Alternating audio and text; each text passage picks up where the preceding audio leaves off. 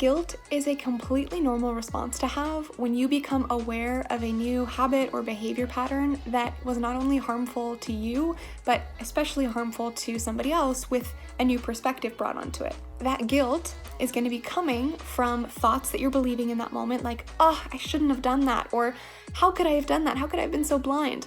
All of that, all of your reaction is valid. But just remember that your guilt is your responsibility to absolve and to heal. It is not anyone else's responsibility, and it is certainly not up to the person who you didn't show up for until now, right? Forgiveness is a gift that you give yourself, because through forgiving yourself, you release the guilt that allows you to come back into alignment with taking the newly prioritized action steps that you've realized are so important for you to show up with right now. So ask yourself this: why haven't I forgiven myself? And how will it help me and the people I most want to be an ally to right now if I chose to forgive myself?